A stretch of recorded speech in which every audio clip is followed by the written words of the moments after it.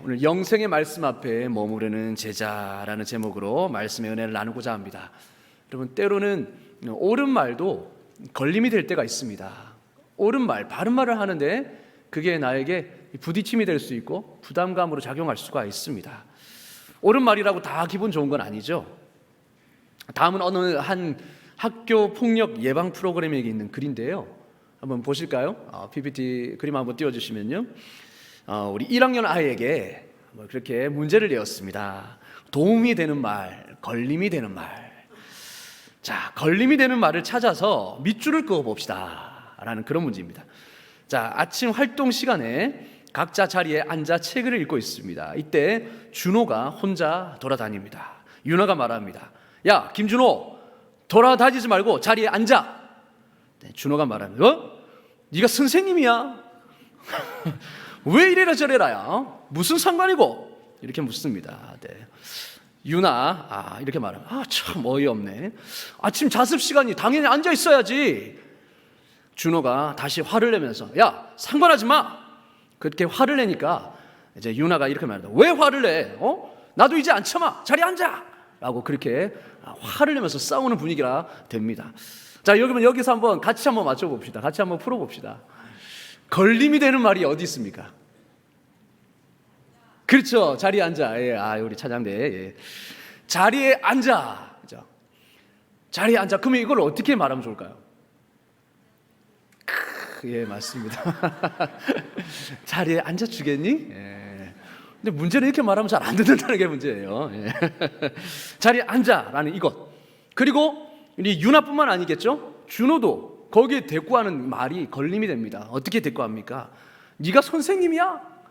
네가 반장이면 다야. 이런 거죠. 그래서 무슨 상관이냐고 이렇게 묻습니다. 이러한 걸림이 되는 말들이 계속 주고받아지니까 이제 다툼이 되고 싸움이 되는 것이죠. 그래서 다음 그림 보시면 자, 도움이 되는 말을 사용하여 준하와 유나의 대화 내용을 고쳐봅시다 합니다. 자, 1학년 아이가 쓴 겁니다. 당연히 약간 맞춤법이 틀릴 수 있죠.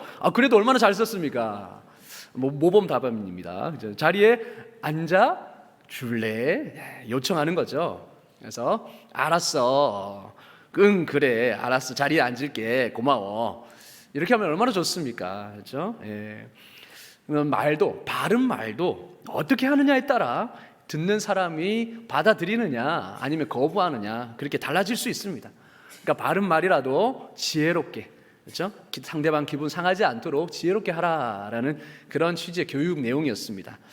자, 그런데 여러분, 우리가 때로는 바른 말 자체에 이 기분을 거스르게 하는 의미가 담겨 있습니다. 사실은 바른 말 자체가 부담스럽고 걸림이 될 때가 있다는 것이죠. 내가 잘못할 때, 내가 잘못하고 있을 때에 상대방이 너 잘못됐어, 이거 아니야 라는 이 바른 말을 하는 것 자체가 나에게, 지금 잘못을 행하는 나에게 걸림이 될 수 있다는 거죠. 부딪힘이 될 수 있다는 거죠. 예를 들면 아까 말했던 것처럼 자습 시간에 막 돌아다니는데 야, 돌아다니지 말고 아침 자습 시간이니까 자리에 앉아 라고 하는 이 말 자체가 듣는 사람에게는 걸림이 될 수 있다는 겁니다. 비슷한 맥락에서 여러분, 우리가 신앙생활을 할 때에 이 하나님의 말씀이 늘 우리에게 평안함과 만족을 주는 게 아니라는 거죠. 이 말이 맞는지 한번 생각해 보십시오. 하나님의 말씀은 항상 내 마음을 시원케 해. 하나님의 말씀은 항상 내 마음을 시원하게 해. 그리고 하나님의 말씀이라면 100% 내가 수용할 수 있어. 이렇게 맞는 말일까요? 과연 그럴까요? 하나님의 말씀이면 내가 100% 정말 마음을 활짝 열고 수용할 수 있을까요? 여러분, 많은 경우에 있어서 하나님의 진리의 말씀이 선포되는 그 순간에도 우리 마음에는 거침이 될 수 있다는 겁니다. 불편함과 부딪힘이 올 수 있다는 거죠. 만약에 제가 아니라 이 자리에 예수님이 서 계셔서 예수님이 말씀하신다고 할지라도 여러분 마음 가운데 거침과 부딪힘이 올 수 있다는 것이죠. 여러분, 심지어 오늘 말씀의 제자들에게도 그랬습니다. 예수님이 지금 많은 제자들 앞에서 이야기하는 이 말씀이 그들에게 걸림이 되었습니다. 여러분, 걸림이 된 예수님의 말씀, 오병이어 사건 이후, 바로 오병이어 사건 이후에 이 일이 일어났습니다. 오병이어 사건은 여러분 잘 아시듯이 많은 배고픈 사람들에게 이 떡 5덩이와 물고기 2마리로 남자만 5,000명을 먹이고 12강조리를 남긴 사건이죠. 그러니까 이런 귀한 표적과 기적을 경험한 사람들이 입소문을 타고 점점 더 사람들이 몰려들기 시작했습니다. 저도 이런 표적을 한 번 더 보고 싶다라는 마음으로 몰려들었던 것이죠. 그들은 예수님이 행하시는 표적도 보고 기적도 경험하고 감동도 받았습니다. 그래서 더 모여들었습니다. 예수님에게서 또 다른 표적을 보고 싶었던 것이죠. 하지만 예수님은 그런 자들에게 오히려 불편한 말씀을 하십니다. 아주 불편한 말씀을 하십니다. 26절에 이렇게 말합니다. 너희가 나를 찾는 것은 표적을 본 까닭이 아니요 떡을 먹고 배부른 까닭이로다. 여러분, 이 말씀이 어떤 의미로 들렸을까요? 한마디로 이겁니다. 너희는 너희의 욕심과 만족을 채우기 위해 나를 찾는구나 라는 겁니다. 나가 아니라 내가 진리라서, 내가 길이라서, 내가 메시아라, 내가 하나님의 아들이라서 너희가 온 것이 아니라 내가 표적을 이루어서 너희가 배불리 먹은 그 까닭에, 그러니까 너희의 욕심과 만족을 채우기 위해서 나를 찾아왔구나라는 것입니다. 그러니까 그들의 동기를 꿰뚫어 보시고 지적하시는 것이죠. 그러면서 계속해서 어려운 말씀을 하십니다. 내가 곧 생명의 떡이다. 먹어도 배고픈 보이는 떡을 위하지 말고 생명의 떡인 나의 살과 피를 먹고 마셔라. 그리하면 생명을 얻을 것이다. 여러분, 그 당시에 내 살과 내 피를 먹어라. 그리하면 살 것이다. 내가 곧 생명의 떡이다 라는 이 말씀을 그들이 받아들이기가 쉬웠겠습니까? 그러니까 이 시점에 사람들이 막 몰려들고 이제 믿고자 하고 예수님을 따르고자 하는 사람들이 막 몰려왔을 때 우리 같으면 그들이 듣기 좋은 말, 그들을 사로잡을 수 있는 말을 하고 싶을 터인데 예수님은 오히려 그들의 마음을 불편하게 하는 말을 했다는 겁니다. 듣기 어려운 말, 그리고 거북스러운 말. 그래서 이 말씀을 들은 대부분의 반응이 야, 이 말씀은 너무나 어렵도다. 누가 알아들을 수 있겠는가? 라고 반응합니다. 그러니까 예수님을 따랐던 많은 제자들이 불편한 기색을 감추지 않았죠. 오히려 이 말이 걸림이 된 것입니다. 예수님은 그들이 수군거리는 내용을 아시고 이렇게 말합니다. 이 말이 너희에게 걸림이 되느냐? 이 말이 너희에게 걸림이 되느냐? 그러면 이제 그들에게 좋은 말로 설득시킬 만도 한데 예수님은 그러지 않습니다. 그래서 이후로 많은 제자들이 예수님을 떠났습니다. 예수님을 떠나고 다시는 예수님과 함께하지 않았습니다. 몇몇 제자들만이 예수님의 곁을 지키고 있었습니다. 자, 똑같은 말씀을 들었는데, 똑같은 예수님의 말씀을 들었는데 누구는 떠나고 누구는 남아 있었습니다. 무슨 차이일까요? 예수님을 떠난 자들, 그들은 왜 예수님을 떠났을까요? 첫 번째는 바로 그들의 기대와는 달랐기 때문입니다. 그들이 기대하는 이 메시아상과 예수님이 보여주시는 그 메시아상은 달랐기 때문입니다. 그들이 원했던 것은 경제적이고 지금 당장에 뭔가 눈에 잡히는, 손에 잡히는 그 모든 것들. 그래서 오병이어의 기적 사건처럼 내가 배불리 먹을 수 있는, 내 당장에 먹고 사는 문제를 해결해 줄 수 있는 그런 도움이 되는, 필요를 채워주는 그런 메시아로서 기대를 하고 나왔던 것이죠. 그러나 예수님은 어떻습니까? 늘 한결같이 이렇게 말씀하셨습니다. 먹고 사는데 필요한 것들을 채워줄 자로서의 메시아가 아니라 너의 영혼을 살리고 구원할 자로 메시아를 바라보아라.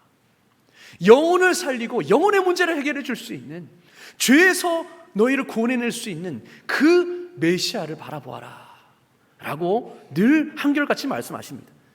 하지만 그들에게는 이 말씀이 오히려 걸림돌이 되었습니다. 당장의 필요를 채워줄 말씀이 아니었던 것이죠. 이게 사실은 여러분 출애굽 그때의 금송아지 사건이랑 맥락이 같습니다. 출애굽한 백성들은 시내산에 구름으로 강림하신 진짜 하나님을 볼 때는 두려워 벌벌 떨었습니다. 하나님이 시내산에 내려오실 때에 빽빽한 구름으로, 그리고 우레와 같은 그런 엄청난 위험으로 임하셨죠. 그러니까 그들의 진짜 하나님이 임했을 때는 그들이 두려워 벌벌 떨어서 제발 하나님이 우리로 말씀하시지 않게 하고 모세 당신이 듣고 우리에게 말해 주십시오라고 그렇게 요청합니다. 그런데요, 그들이 만든 금송아지 앞에서는 어떻게 했습니까? 그들이 신나서 춤추고 놀았다고 했습니다.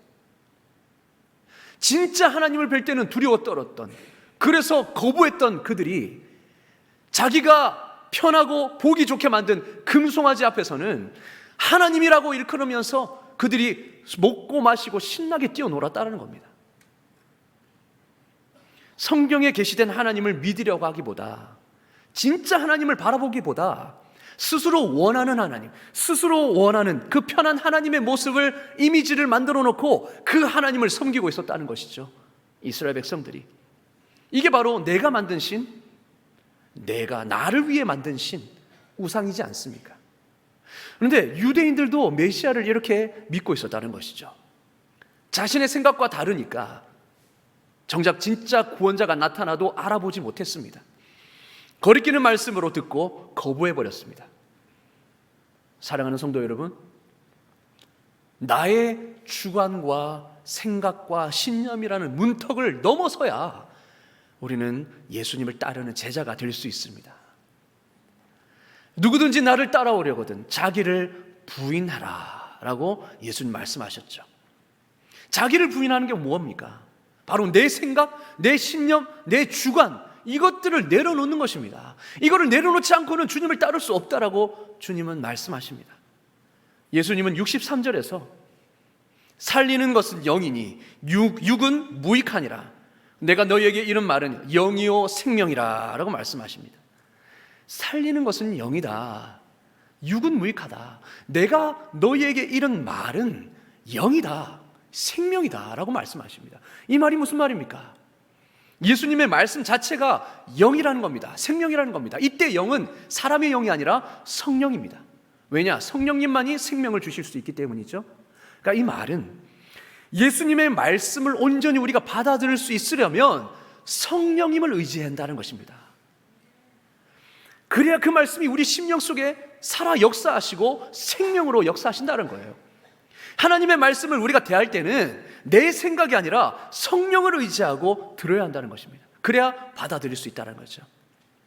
하늘에서 내려온 생명의 떡이신 예수님, 하늘에서 내려오신 만나처럼, 하늘에서 하나님께서 만나를 내려주셨던 것처럼 영의 양식인 그 예수님을 우리가 의지하고 그분 앞에 나아갈 때에 우리는 비로소 생명을 얻을 수 있다. 그리고 그분의 살을 먹고 피를 마시는 것은 영적인 일이죠.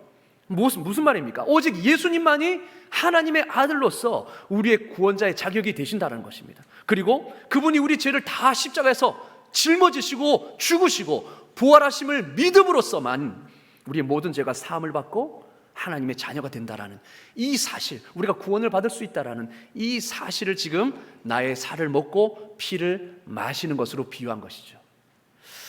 여러분, 하지만 유대인들은 이 영적인 세계를 육적인 눈으로 해석하려고 했습니다. 그러니까 자기의 생각과 자기의 경험과 주관으로 해석하려고 했습니다. 그래서 예수님의 말씀을 세상의 떡으로 비유했죠. 세상의 떡으로 해석했죠. 세상의 떡은 배가 부릅니다, 먹으면. 그러니까 세상이 가져다주는 유익으로 그 하나님의 말씀을 보았습니다. 그리고 생명수를 세상의 물, 즉 세상의 풍요로움, 바로 물은 풍요로움을 뜻하죠. 풍요로움과 안정감, 이 세상이 주는 풍요로움으로 이해했던 겁니다. 내가 생명의 물이라 라고 했을 때 바로 예수님께 나아가면 세상에서 얻을 수 있는 안정과 풍요로움을 얻을 수 있겠구나 라고 그런 마음, 그런 자신의 생각으로 예수님께 나아갔던 것이죠. 세상의 지식과 이성과 경험에 갇혀서 영적인 비밀을 전혀 이해하지 못한 겁니다. 문제는 이 영적인 것을 육적인 시각으로 바라보는 일이 우리에게도 여전히 일어날 수 있다는 겁니다. 여러분, 주님의 말씀이 언제 우리에게 걸림돌이 됩니까? 말씀을 읽을 때에 언제 이 말씀이 걸림이 됩니까? 그 말씀이 내 주관적인 신앙과 배치될 때입니다. 내 개인적인 주관과 신념에 배치될 때예요. 여러분, 이때 내 주관은 개인적인 경험을 통해서든 아니면 어떤 교육을 통해서든 나도 모르게 형성된 것입니다. 이건 이래야 해, 저건 저래야 하지, 교회라면 이렇게 해야지, 하나님이라면 당연히 이렇게 해주셔야지, 하나님이 백성을 사랑한다고 하셨으니까 당연히 응답해 주셔야지 라는 이런 경험, 이러한 생각, 주관. 그러나 말씀이 내 생각과 주관과 배치될 때에, 대립될 때에 우리는 걸림이 되는 것이죠. 부딪히는 것이죠. 여러분, 많은 사람들이 이렇게 말합니다. 나는 구약의 하나님은 믿지 않고 신약의 하나님만 믿어. 구약의 하나님은 어떤 하나님으로 우리가 나타나 보입니까? 심판하는 하나님이죠. 많은 일들이 가나안 땅을 정복할 때에 하나님은 그 가나안 백성들을 다 돌이켜라고 말씀하십니다. 야, 어떻게 하나님이 이렇게 할 수 있어? 어떻게 하나님이 자기를 창조한 백성을 이렇게 잔인하게 죽일 수 있지? 이러한 생각, 이러한 내가 가지고 있는 이 주관. 여러분, 하나님이 누구십니까? 하나님 우리를 창조하신 분이십니다. 그리고 사랑의 하나님뿐만 아니라 심판주이시죠. 심판하신 분이십니다. 하나님을 떠난, 그리고 죄악에 가득한 그 백성들을 심판하실 수 있는 분입니다. 하나님의 주권이 있죠. 그러나 하나님은 자비를 베푸셔서 하나님의 백성을 구원하시는 것입니다. 그러니까 공의의 하나님, 사랑의 하나님, 모두가 다 하나님의 속성입니다. 그러나 우리가 원하는 그 사랑의 하나님 이미지만 우리 속에 있어서 그 사랑의 하나님과 위배될 때에, 그 성경의 모습에 그 사랑의 하나님이 아닌 노하시고 심판하시는 모습이 나타날 때에 우리는 걸리는 것이죠. 부딪히는 것이죠. 아니, 이런 하나님이라면 나는 믿지 않겠어. 우리의 생각, 우리의 주관, 비록 하나님의 말씀이 성경이라고 해도 그것과 충돌하면 우리는 거부하는 것입니다. 여러분, 그래서 주님은 이렇게 말씀하십니다. 자신을 따르려거든 자기를 부인하고, 자기를 부인하지 않으면 따를 수 없다라는 거죠. 내 생각과 자기 주관을 부인하지 않으면 안 된다라고 말씀하시는 것입니다. 많은 제자들이 지금 자기의 생각을 내려놓지 못해서 자기의 생각과 예수님의 그 생각이 다르기 때문에 예수님을 떠났습니다. 그리고 두 번째로, 예수님을 떠난 사람들, 왜 떠났을까? 바로 대가를 치르고 싶어 하지 않았기 때문입니다. 대가를 치르고 싶지 않았기 때문입니다. 지금까지 예수님이 행하신 일들은 때로는 이상한 것들도 있었지만 그래도 많은 것들이 매력적이었습니다. 누구도 말하지 않던 그 말씀을 산상교훈에서 말씀해 주시고, 바리새인들과 그 서기관조차 말하지 않는 천국의 비밀들을 말씀해 주십니다. 특히 오병이어 같은 사건은 너무나도 제자들이 원했던 순간이죠. 예수님이 너무나도 매력적으로 보이는 사건이었습니다. 얼마나 통쾌한 순간입니까? 그래, 내가 따르는 예수님이 이 정도야. 야, 봐, 예수님이 이런 기적을 베푸셨어. 내가 믿기를 잘했지. 이런 예수님을 우리가 자랑하는 것도 얼마나 편합니까? 예수님이 이런 기적을 행하시고 좋은 말씀해 주시고, 그렇다면 우리가 전도하기도 편하죠. 예수님이 이런 분이시니까. 그런데 그분의 몸과 피를 먹고 마시라는 이 말씀은 소화하기가 어려웠습니다. 그리고 이 말씀을 전하는 것도 쉽지 않았겠죠. 그럼 예수님은 이런 술렁임이 일어날 것을 알면서도 왜 굳이 이런 말씀을 하셨을까요? 좋은 말씀만 하시면 될 텐데, 듣기 좋은 말, 알아듣기 쉬운 말씀, 참 속 시원한 말씀, 그것을 하면 계속 예수님을 따르는 무리들이 더 많아졌을 텐데, 그래서 오병이어처럼 누가 봐도 매력적인 예수님이 진짜라는 증거를 보여주면 다 믿을 텐데 왜 굳이 예수님은 이런 불편한 말씀을 하셨을까요? 여기에 대해서 한 주석에는 이렇게 말하고 있습니다. 귀에 거슬리는 예수님의 말씀들의 이면에 있는 동기를 이해하기란 어렵지 않다. 예수님께서는 사람들이 그분을 따를 때 치를 대가를 헤아려 보기를 원하신 것이었다. 그분의 말씀들은 충격과 도전을 주었다. 그것들은 듣기 편한 반쪽 진리가 아니라 선명한 진리였다. 늘 좋은 일만 있길 바라면서 예수님을 좇는 자들은 언제든지 조만간 낙심하게 될 것이다. 오직 예수님에게서 반석같이 견고한 진리를 발견하는 자들만이 이 타락한 세상에서 삶의 어려움을 헤쳐나갈 수 있을 것이다. 만일 예수님을 쫓는 우리의 중심 동기가 그분이 진리이기 때문이 아니라면 우리 또한 낙심하게 될 것이다. 여러분, 무슨 말씀입니까? 예수님의 말씀은 예수님을 따르는 자들에게 진정한 동기가 무엇인지를 가름하게 했다는 것입니다. 과연 그들이 대가를 치를 준비가 되어 있는지, 정말 예수님이 진리이기 때문에 따르고 있는지, 아니면 자기 뱃속을 위해 따르고 있는지를 이 말씀으로 가름하셨다는 것이죠. 사실 예수님은 유대인의 요구가 무엇인지 알았습니다. 그 제자들의 요구, 수많은 제자들의 요구가 무엇인지 알았습니다. 무엇이었습니까? 보여주면 믿겠습니다 하였습니다. 주님, 보여주시면 내가 믿겠습니다. 그래서 수많은 유대인들이 표적을 계속 요구했습니다. 예수님에게 당신이 하나님의 아들이라는 표적을 보여주십시오. 그런데 예수님은 그때마다 뭐라고 말씀하십니까? 아니다, 믿으면 내가 보게 될 것이다. 믿으면 보게 될 것이다 라고 말씀하십니다. 이 말은 무슨 말입니까? 믿음의 대가를 요구하시는 것입니다. 근데 유대인들은 진짜인지 가짜인지도 모를 이 길에 내 삶을 바치기 싫다는 겁니다. 믿음의 대가를 치르려고 하지 않았습니다. 그래서 이런 도전 앞에 그들은 떠나고 만 것이죠. 여러분, 진정한 제자는 기꺼이 믿음에 대한 대가를 지불하려는 사람입니다. 누구든지 나를 따라오려거든 자기를 부인하고 자기 십자가를 지고 나를 따를 것이니라. 자기 십자가를 지는 것이 무엇입니까? 바로 대가를 치르는 것이죠. 주님을 따르는 데 필요한 대가를 기꺼이 치르겠다라는 이 각오 없이는 예수님을 따를 수가 없다라는 겁니다. 문제는 우리도 믿음에 대해서 대가를 치르려 하지 않으려는 마음이 있다라는 거죠.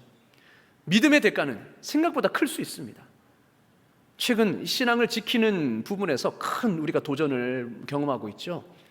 우리가 마땅히 지켜야 할 그 진리, 이 가치에 대해서도 도전과 위협을 받고 있습니다. 코로나를 지나면서 교회 이미지가 더 많이 안 좋아졌습니다. 그래서 이 상황에서 내가 그리스도인이라고 밝히는 것이 쉽지 않죠. 그러니까 예전에는 직장에 신우의 모임도 많이 있었습니다. 그런데 코로나 이후로 직장에서 신우의 모임이 많이 사라졌습니다. 왜 그렇습니까? 눈치가 보이는 거죠. 또 성경적 가치와 다른 세상적 가치들에 대해서 반대를 하면, 심지어 이런 일이 있었습니다. 학교에서 아이들에게 이제 성교육을 시키는데 이러한 여러 가지 성경적 가치와 반대되는 그러한 성교육을 시켰을 때에 믿음의 한 아이가 발표를 했습니다. 손을 들고 일어나서 그것은 잘못된 것입니다. 그것은 잘못된 것입니다라고 말했더니 그 성교육을 담당하는 선생님과 그 모든 아이들이 그 아이를 비웃고 그렇게 왕따를 시켰다는 거예요. 그 간증을 들었을 때 너무나 마음이 아팠습니다. 진리를 말했는데 오히려 자기가 가짜 취급당하면서 오히려 인류애를 상실한 마치 혐오 집단으로 그렇게 자기가 대함을 당했다는 거죠. 그래서 몰려서 따돌림을 당하는 그 일들이 지금 학교에서 또 직장에서 또 우리가 있는 모든 그 삶 가운데 일어나고 있습니다. 여러분, 이런 경험을 한번 하면요 타협하고 싶은 마음이 생깁니다. 괜히 내가 크리스찬임을 밝혔다가 오히려 교회가 욕을 먹으면 어쩌지? 라는 이 마음. 근데 사실은 알고 보면 이거는요 대가를 치르려고 하지 않는 연약한 모습일 수 있습니다. 내가 그리스도인이라는 것에 대해서 책임지고 싶지 않은 마음이죠.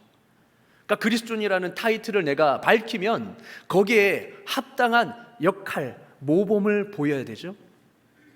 그러면 우리에게 부담감이 있습니다. 내가 하는 말, 내가 하는 행동 하나하나 다 조심조심하고 거기에 걸맞는 행동을 해야 되겠죠. 그런 책임, 그런 대가를 치르고 싶지 않은 겁니다. 그래서 많은 경우에 있어서 그냥 숨기는 경우가 많죠. 또 때로는 옳은 가치를 지키기 위해서 부딪혀야 하고, 때로는 내 의견을 피력해야 하는 그런 대가가 필요하죠. 그리고 그들을 설득해야 하는 대가. 사람들이 잘못 알고 있는 그 부분을 내가 알릴 수 있을 정도로 공부를 해야 하는 그런 대가. 그리고 그렇게 설득하는 과정, 그렇게 이야기하는 과정에서 관계의 갈등을 겪을 수도 있는 이 대가. 여러분, 이 대가를 치르려고 하지 않기 때문에, 감당하고 싶지 않기 때문에 많은 경우 우리는 숨어버리는 것이죠. 우리가 진리를 가지고 있음에도 우리가 가짜인 것처럼 취급받으면서 많은 경우 위축이 되어 있습니다. 참으로 그렇습니다. 여러분, 그래서 영국의 20세기의 최고의 문필가로 알려진 이 체스터튼은 이렇게 말했습니다. 기독교의 이상은 시도되지 않았고 결함이 발견되지도 않았다. 다만 어렵다는 것이 발견되었고 그래서 시도되지 않은 채 방치되어 있을 뿐이다. 이 글을 잠시 좀 띄워주시고요. 여러분, 이 말이 무슨 말입니까? 기독교의 이상, 말씀이 말하고 있는 그 지향점, 이 말씀 자체에 결함이 있는 것이 아니라는 거죠. 그러니까 그것이 어렵고 따르기 힘들기 때문에 대가를 치르면서까지 그 말씀대로 살지 않는다는 것입니다. 그래서 그 말씀이 방치되어 있다는 거죠. 검증되지 않았을 뿐이다라는 겁니다. 그 말씀대로 산다는 것이 참 쉽지 않기 때문에, 그리고 대가를 치러야 되기 때문에 그 대가를 치르지 않고 그저 방치된 채로, 검증되지 않은 채로 놓여 있을 뿐이라는 거죠. 하지만 믿음을 가지고 그 길을 따르기로 시도한 사람들은 반드시 그 말씀이 진리라는 것을 깨닫게 될 줄로 믿습니다. 여러분, 그렇습니다. 믿음을 가지고 그 길을 순종하고 그 길을 따르기로 한 사람들은 반드시 그 말씀이 진리라는 것을 경험하게 됩니다. 나의 주관과 생각들, 그리고 대가를 치르지 않으려는 이 마음, 이런 요인들로 인해서 많은 제자들은 더 이상 예수님을 따르지 않았습니다. 우리 66절을 다 같이 읽어보겠습니다. 시작. 그때부터 그의 제자 중에서 많은 사람이 떠나가고 다시 그와 함께 다니지 아니하더라. 아멘. 6장 66절입니다. 가슴 아픈 말이죠. 그의 제자 중에서 많은 사람이 떠나가고 다시 그와 함께 다니지 아니하더라. 여러분, 떠난 사람은 종교 지도자들이 아니었습니다. 유대인 무리들이 아니었습니다. 누구입니까? 제자들입니다. 제자들.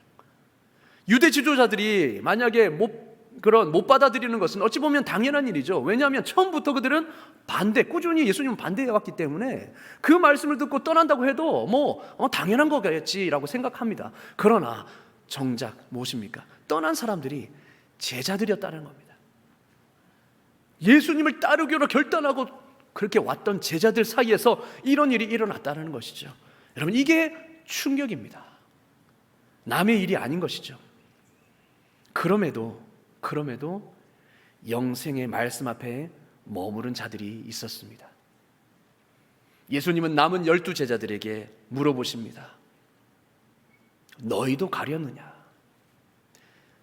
많은 제자들이 떠났습니다. 예수님의 마음이 어떻겠습니까? 12제자들에게 묻습니다. 너희도 가려느냐?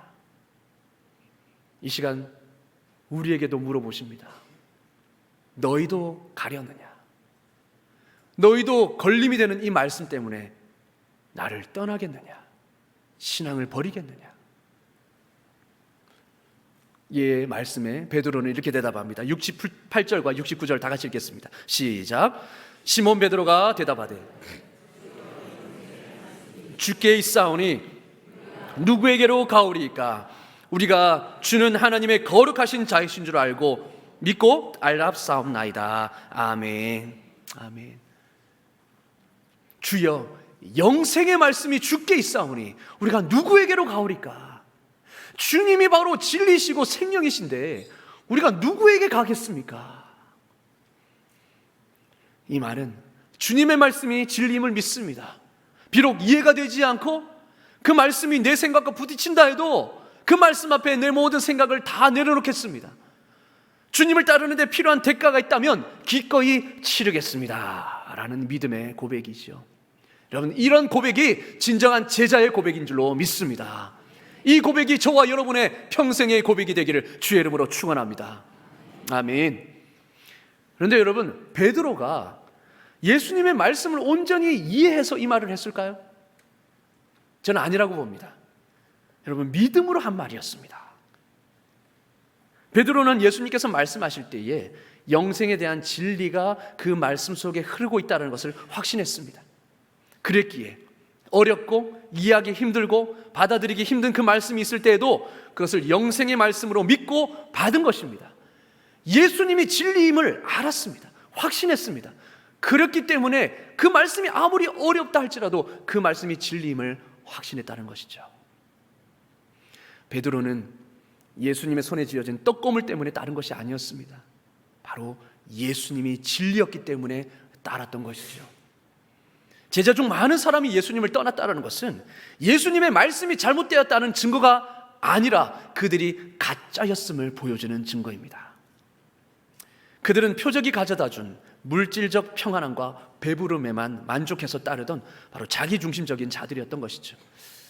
그럼 많은 사람들은 예수님의 진정한 메시지를 뚜렷이 인식하게 되면요, 예수님을 따르는 것이 아니라 오히려 예수님을 떠납니다. 그 예수님의 메시지를 진실하게 깨닫게 되면 오히려 떠납니다. 왜요? 자기가 기대한 바와 다르기 때문에요. 지금도 그러한 일이 일어나고 있습니다. 많은 사람이 교회를 떠나고 예수님을 떠납니다. 자기 신념과 맞지 않다는 이유로. 또 어떤 사람은 말씀이 주는 무게가 너무 무거워서 부담스러워서 떠나고, 또 자기를 부인하지 못해서 떠나고, 좁은 길로 가기를 두려워해서 떠납니다. 우리도 믿음이 성장하면서 예수님의 교훈이 어려워서 떠나려는 유혹을 받을 수 있습니다. 말씀을 지키는 이 대가가 너무 커서, 또 말씀이 교훈하는 것이 내가 지킬 수 없는 그런 무거운 것이라서. 낙담과 의심, 혼란이 일어날 때에 우리는 어떤 길을 택할 것입니까? 포기하거나 내 마음에 걸리는 어떤 교훈을 아예 무시하고 내가 원하는 것만 받아들이는 반쪽 신앙이거나 혹은 예수님을 거부할 것입니까? 여러분, 그보다 우리는 교훈이 의미하는 바가 무엇이고 또 우리 삶에 어떻게 적용되는지를 알려달라고 시종일관 하나님께 간청해야 합니다. 그리고 용기를 내어서 그 하나님의 진리를 쫓아 행해야 합니다. 그럴 때에 우리의 영의 눈이 열리고 반쪽짜리 신앙이 아니라 온전한 신앙으로 주님을 따르게 되는 것입니다. 그렇습니다. 우리는 말씀을 들을 때 철저하게 자신의 생각을 내려놓아야 합니다. 그리고 성령님만을 의지해야 합니다. 성령님, 오늘 이 말씀을 온전히 깨닫고 받아들이게 해주십시오. 내 주관으로 읽는 것이 아니라, 내 생각으로 받아들이는 것이 아니라 성령님께서 온전히 밝히 깨달아 받아들이게 해주십시오. 혹시 그 말씀이 내 마음에 걸림이 된다면 걸림이 되는 이유가 무엇인지 우리는 살펴야 합니다. 그 이유가 만약에 내 생각과 맞지 않기 때문이라면 그 생각이 육적인 것인지 아니면 성령님이 주시는 것인지 우리가 말씀을 통해서, 기도를 통해서 분별해야 합니다. 혹시 내가 대가를 치르려 하지 않고 평안한 길을 가려고 하기 때문이 아닌지 여러분, 우리는 분별해야 합니다. 그리고 기도 끝에 주어지는 주님의 세밀한 음성을 들어야 합니다. 그리고 성령님의 음성에 순종해야 합니다. 그렇게 되는 순간, 그렇게 믿고 그 말씀을 믿고 순종하는 순간 그 말씀은 죄인을 살리는 생명, 하나님의 능력이 되는 것으로 믿습니다. 아멘. 여러분, 주여 영생의 말씀이 주께 있사오니 우리가 누구에게로 가겠습니까? 이 베드로의 고백이 우리의 고백이 되기를 간절히 소망합니다. 인간의 이해와 자신의 주관과 생각을 넘어서 영생의 말씀이 되시는 주님을 전적으로 신뢰합니다. 그래서 말씀 앞에 머무르겠습니다. 그러면요, 실타래가 풀리듯이 하나씩 하나씩 열려지는 은혜를 경험하게 됩니다. 우리가 처음 예수님을 믿을 때에는 우리의 이해가 제한적일 수밖에 없습니다. 하지만 시간이 흐를수록 믿음을 통해서 예수님의 구원 사역의 역사를 더 깊고 넓게 인식하게 될 것입니다. 지금은 이해되지 않는 부분이 시간이 흐르고 믿음이 자랄수록 받아들여지고 온전히 경험되게 될 것입니다. 여러분, 그 사실을 믿으면서 끝까지 그분에게, 그분의 말씀에 머무르는 저와 여러분 될 수 있기를 주의 이름으로 축원합니다. 아멘. 기도하겠습니다. 하나님 아버지, 하나님의 말씀, 예수님의 말씀이 선포되는 그때에도 떠나는 자와 여전히 머문 자가 있었습니다. 하나님, 내 생각과 맞지 않다고 주님의 말씀을 거부하고 받아들이지 않은 적이 우리에게도 있었음을 고백합니다. 하나님, 내 생각, 내 자신을 부인하는 그 부인의 역사가 있게 하여 주셔서 그 말씀을 온전히 주님의 것으로 받아들이게 하여 주시옵소서. 뿐만 아니라 주님을 따를 때에 치러야 되는 그 대가, 그것이 두려워서 우리는 주저했습니다. 그러나 이제 그 길이 진리임을 믿고, 비록 좁은 길이지만, 비록 험한 길이지만 그 길 끝에 영생이 있음을 믿음으로 하나님 기꺼이 대가를 치르는 주님의 제자가 되게 하여 주시옵소서. 그놈을 통하여서 늘 영생의 말씀 앞에 머물므로 그 말씀에 주시는 놀라운 은혜와 평강, 정말 세상이 줄 수 없는 놀라운 만족을 우리 모두가 받아 누리는 진정한 제자가 될 수 있도록 하나님 오늘도 함께하여 주시옵소서. 예수 그리스도 이름으로 기도드리옵나이다. 아멘.